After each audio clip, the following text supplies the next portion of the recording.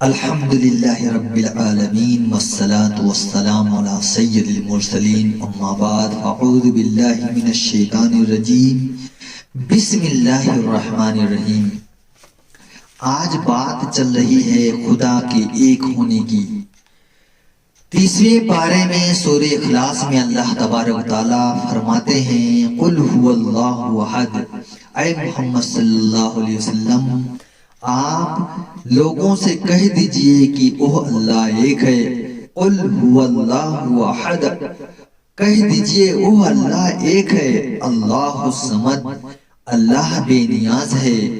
لم یلد ولم یولد، اس نے نہ کسی کو جنا ہے نہ وہ کسی سے جنا گیا ہے، یعنی نہ اس نے کسی کو جیسے اولاد کا وسیلہ چلتا ہے اس طرح کسی کو پیدا کیا ہے اور نہ وہ کسی سے پیدا ہوا ہے۔ وَلَمْ يَكُنْ لَهُ كُفُوًا أَحَدٌ، اور اس کے جوڑ کا اس کے برابر کا کوئی نہیں ہے۔ یعنی اللہ تبارک تعالیٰ شروع سے ایک ہے اور ہمیشہ تنہا ایک رہے گا۔ اس کی شکل و شباہت ایک نور کی، ایک روشنی کی آپ سمجھیں، اور اس کی کوئی حیت نہیں۔ وہ دنیا میں ہر جگہ ہے، یہاں تک کہ بندے کے صحیح رگ سے اس سے زیادہ قریب ہے۔ اللہ نے خود فرمایا نحن اقرب الیہ من حبل الورید، نحن اقرب الیہ من حبل الورید، یعنی بندہ جتنا خود سے قریب نہیں ہوتا، اللہ تعالیٰ فرماتے ہیں میں اپنے بندے کے اس کے صحیح رگ سے اتنا زیادہ قریب ہوں۔ تو دوستو اس صورت میں توحید کی تعلیم دی گئی ہے، اور اللہ کو ایک سمجھنا، اسی کو مشکل کشا سمجھنا، اسی کو حاجت روا سمجھنا، یہی بندے کے لیے بہتر ہے۔ اگر بندہ اس سے ہٹ کر کسی غیر اللہ پر اعتماد کرتا ہے، کسی چیز کی حاجت روائی اس کو سمجھتا ہے تو وہ مشرک کہلائے گا۔ اللہ نے کھل کے کہہ دیا اللہ کی ذات اور صفات میں جس نے شریک کیا اس کو اللہ تعالیٰ کبھی نہیں معاف کرے گا، اور باقی کبیرہ گناہ معاف تو کر دے گا پروردگار عالم، لیکن شرک کرنے والے، کفر کرنے والے کو اور حقوق العباد کو ہضم کرنے والے کو اللہ بالکل نہیں معاف کرے گا۔ تو اسی قل هو اللہ احد کی اندر جو توحید کی تعلیم دی گئی ہے، اللہ تعالیٰ نے اس میں صاف طور پہ کہہ دیا ہے اللہ ایک ہے، اللہ ہر چیز سے بے نیاز ہے۔ جیسے انسانوں کو ضرورتیں پیش آتی ہیں، کھانے پینے پہننے کی، کہیں آنے کہیں جانے کی، بیمار آزار کی، دوا دربن علاج کی، اور بال بچے کی، اولاد کی محتاجگی کی، اپنے بچوں کو تولد جیسے شادی بیاہ کرنے کی، ان ساری ضرورتوں سے اللہ پاک ہے، اس سے بے نیاز ہے۔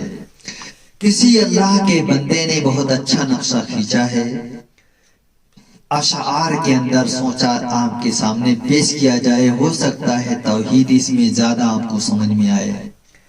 اگر دو خدا ہوتے سنسار میں تو دونوں بلا ہوتے سنسار میں، اگر دو خدا ہوتے سنسار میں تو دونوں بلا ہوتے سنسار میں۔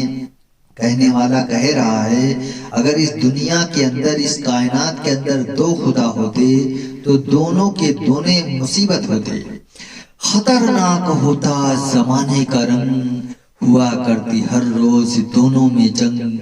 ظاہر سی بات ہے دو خدا رہیں گے، کوئی کچھ کہے گا کوئی کچھ کہے گا، دنیا کا نظام درہم برہم ہو جائے گا۔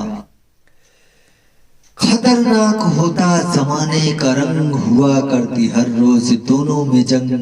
ادھر ایک کہتا کہ میری سنو، ادھر ایک کہتا میاں چپ رہو، ادھر ایک کہتا کہ بھائی میرے رہے آج دنیا میں بارش رہے، بگڑ کر ادھر دوسرا بولتا نہیں آج ہے دھوپ کا فیصلہ۔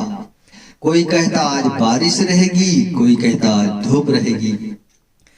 غرض جس طرح اے اسے روکتا اسی طرح وہ بھی اسے ٹوکتا، بگڑ کر چھڑی مارتا ایک خدا تو پھر دوسرا اس پہ چڑھ دوڑتا۔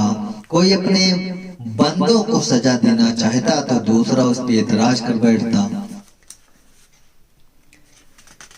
خدا دونوں لڑتے لڑاتے یوں ہی، شب و روز فتنے اٹھاتے یوں ہی، زمیں کانپتی آسماں کانپتا، لڑائی سے سارا جہاں کانپتا۔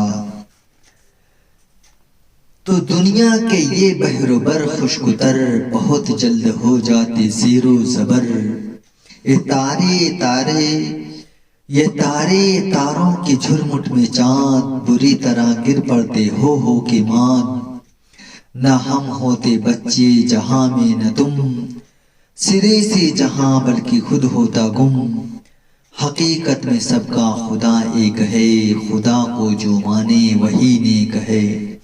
حقیقت میں سب کا خدا ایک ہے، حقیقت میں سب کا خدا ایک ہے، خدا کو جو مانے وہی نیک ہے۔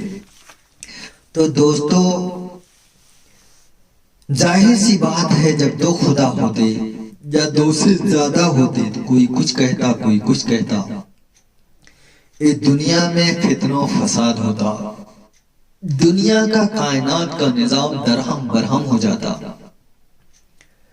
جیسے آپ آپس کے معاملات معاشرات میں دیکھ لیجئے، دو بھائی ہیں، دو خاندان ہیں، کوئی چاہتا یہ کام ہو کوئی چاہتا یہ کام ہو، تو رائے مختلف ہوتی ہیں ہر ایک کی۔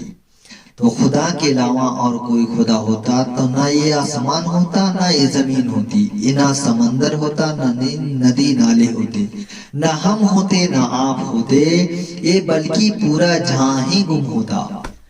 حقیقت میں سب کا خدا ایک ہے، خدا کو جو مانے وہی نیک ہے۔ میرے اللہ کے بندو، خدا وہی ہے جو سب کو روزی دیتا ہے، خدا وہی ہے جس نے سب کو پیدا کیا ہے، وہی مارے گا، اور وہی سب کی ضرورتیں پوری کرتا ہے، وہی شفا دیتا ہے، وہی مرد دیتا ہے۔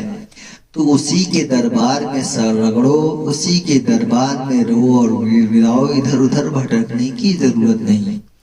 پتھر سے مانگو گے تو بھی دینے والا وہی ہے، درخت سے مانگو گے تب بھی دینے والا وہی ہے، اللہ کے بندوں سے مانگو گے تب بھی دینے والا وہی ہے، دینے والی ذات وہی کی ہے۔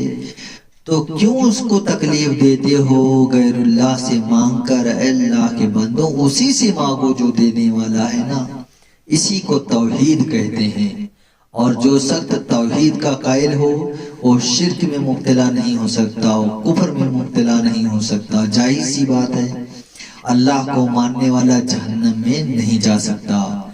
دوستو، اس پیغام کو اپنے احباب دوستوں کو بھی بھیج دیا کرو۔